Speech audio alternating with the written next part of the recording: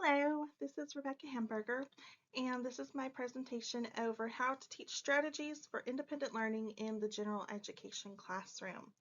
In this presentation, I will discuss different strategies for students who have disabilities, and this can apply to any student in general, really, but different strategies for how to help them become independent learners and to take that responsibility for their own learning um, as they progress through elementary into middle, high school, and even beyond.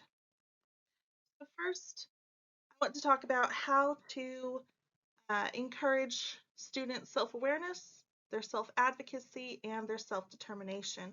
All three of these aspects are very crucial for independent learning. So first off, self-awareness, that is just a student being able to determine their strengths and their weaknesses. Are they good at a certain subject? Are they not so good at another subject? Or perhaps certain aspects of a subject. Are they good readers? Are they good listeners? Are they good critical thinkers? Understanding where they excel and understanding where they need more help. Then helps bridge that gap into self-advocacy. So if students understand their strengths and weaknesses, then whenever they have a weakness, we want them to be able to advocate for themselves. We want them to be able to ask for help whenever they need it, whether that's asking help, excuse me, of a teacher, asking help of another student, parent, whatever the case may be, knowing when to ask help and also knowing how to ask for help. A lot of students, they don't ask because they're afraid to or they don't know how to. So sometimes we have to coach children on how to ask for help. And we can do that with role-playing activities, etc. But then that helps them get to self-determination at the very bottom here. So in self-determination, students will be able to make decisions, make their own learning decisions, and they will also be able to set goals for themselves and then realize the steps it takes to reach those goals. And all three of these are crucial for that independent learning. So next, we're going to go over some different independent learning strategies that we might see in the classroom. So our first step here is how to, all three of these, or not three, excuse me, all of these steps on this slide, they all go into that independent learning. So we want to teach new strategies to students, strategies that will help them become independent learners. So the first thing we have to do, we have to assess the strategies that they are currently using or being taught. Are they able to have they mastered what they've already taught? Are they ready to be taught a new skill? If they're not, then we can't move on. But if they are ready to learn a new skill, then we can move on to what that skill is. And that takes us to clarifying expectations. So whenever we're introducing a new skill, it's very important that we as teachers are able to clearly explain why that new skill is important, how it's going to be useful in their lives, whether it's in their lives outside of school, inside of school, or both. And then we need to be able to explain what that student will be able to do with that new skill. Okay, after that skill has been presented, then we demonstrate how to use the skill. So first thing, we need to explain the process. And this is where it's very important to think out loud. So let's say that you're doing a math problem. You don't just want to write the math problem on the board and then solve it and give them the answer. They may not know how you got there.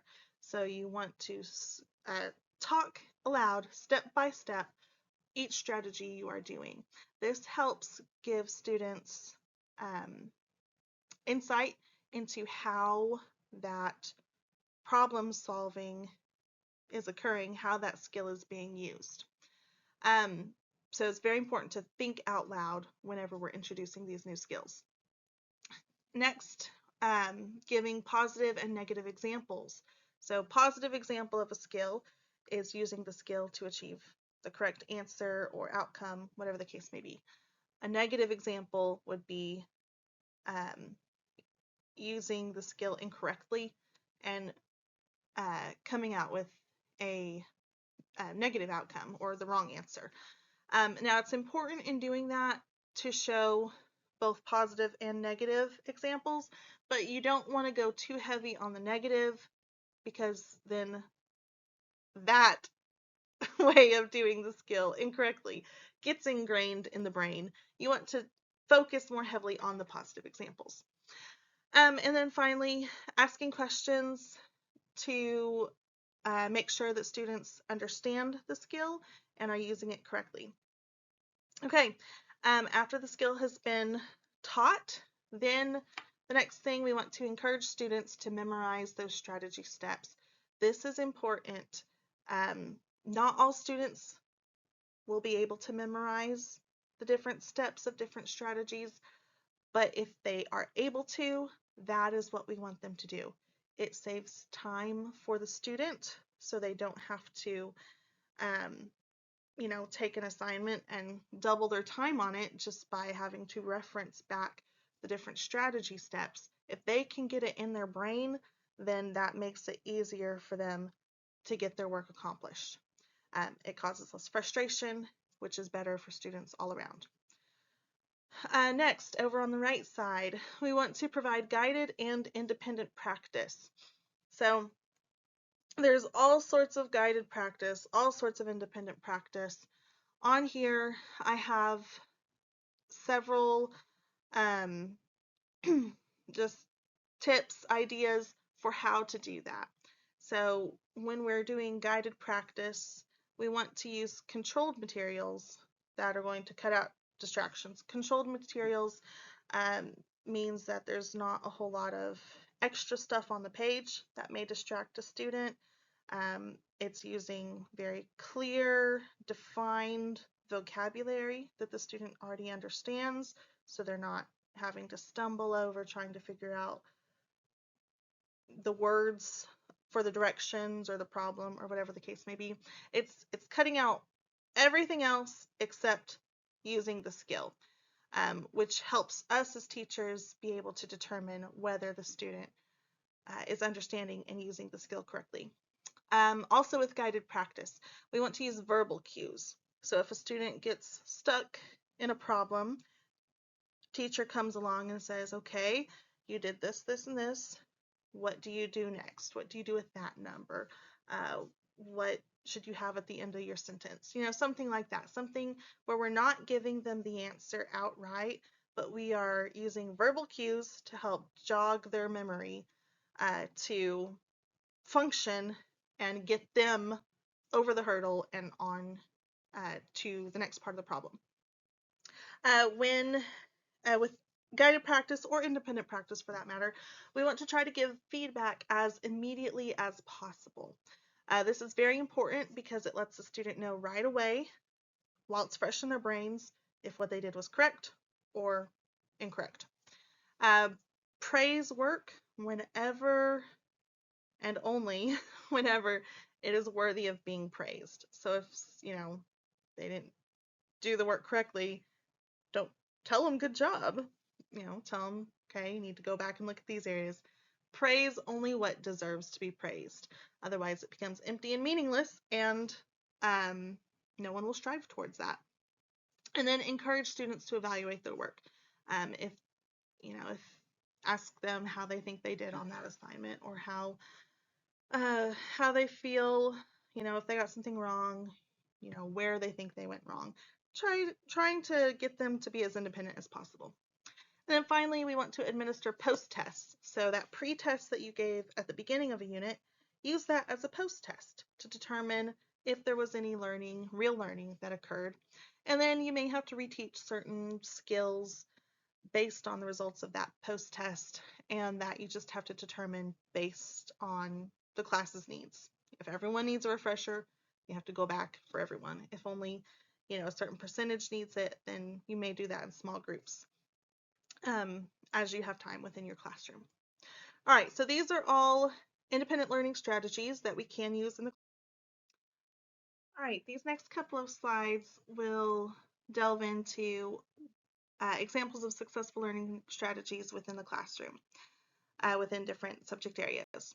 So this first one is within reading, and we're looking at different ways to help with word identification and reading fluency. So one way is breaking apart unfamiliar words, break it apart to be able to sound it out to read it. So breaking apart prefix, root word, suffix, endings, whatever the case may be, in order to sound out what the word may be. And this helps so students aren't just focusing word for word for word and losing all their comprehension in the meantime. Another way to help with not losing comprehension is to practice WARF, W-A-R-F, which is just a way to get students to widen their the area that their eyes are looking at, so they're able to see farther ahead in the sentence and not just focusing on one word at a time. This helps them also to increase their rate of reading, and it helps to increase their fluency as well. In terms of vocabulary strategies, we want to break the word apart into meanings. So when they come across a word that's unfamiliar, if they can break off prefixes, suffixes, and know what those mean, and then look at that root word and determine what that means, then that can help with understanding new vocabulary words. And they can also use context clues, of course. Next, reading comprehension strategies. So there's all sorts of different reading comprehension strategies, and some of them are based entirely upon what the genre of reading is. So nonfiction strategies may vary from fiction strategies, but there's a whole bunch. So just for an example, we have PARS, P-A-R-S. And in this strategy, the student is to preview what they're reading. So look through it, look at headings, chapter titles, whatever the case may be. Ask questions about the text, character, author, what does the front cover show, the chapter titles, what do they sound like is going to be happening. Read whatever is given to them, and then to summarize what they learned. In doing this, they are able to break their reading down into smaller chunks, more manageable, and to remember their reading better. Listening and note-taking strategies. Again, multiple strategies for this based upon whatever the need may be. One strategy is slant. So in this strategy, student needs to sit up. When you sit up, blood flows better, you're more alert. Next is lean forward. If you are leaning back in your chair, you're not really paying attention, and it's really easy to get distracted and drift off and look around. But if you lean forward, it helps your brain to engage better. Next is activate your thinking. Listen to what is being presented and ask questions to yourself. Why is the teacher talking about this? Why is it important? Or if the teacher is asking questions, write down what those answers are, because they're probably important. Next is to name key information. That kind of goes along with the previous one, listing key facts that are presented. And then finally, the T is tracking the speaker. If your eyes follow the speaker, you are more likely to pay attention, as opposed to just looking around the classroom. You may be daydreaming or drifting off. If you can see the person speaking, it's more likely that you'll pay attention to them. Writing strategies. Again, many different writing strategies. The one I chose to go over is POW and TREE. So in POW, this is a pre-writing strategy. So first you pick your topic, then you organize your thoughts, organize your notes, and then you write down details. That just helps give you a little bit of an outline about what you're going to write. And then the tree, this is what your paragraph will look like, or your essay, or whatever the case may be. So the T, you write down your topic sentence. Your R, you give the reasons behind that topic sentence, then you explain your reasons, and then you finally put an ending on that paragraph, essay, whatever the case may be. Strategies for problem solving in math. Problem solving in math can be in the form of word problems, or it can be in algebraic problems. With word problems, we want to stay away from keywords because keywords can be confusing. They can lead students down the wrong path. So we just want them to pay attention to how the problem is written, read carefully, and read for meaning with those word problems. In algebraic problems, there's so many different tools and tips and acronyms. The one I chose to go over is one I remember from high school still, and that is FOIL. Whenever we're doing, working with parentheses and all of that. So polynumerals, all of that stuff.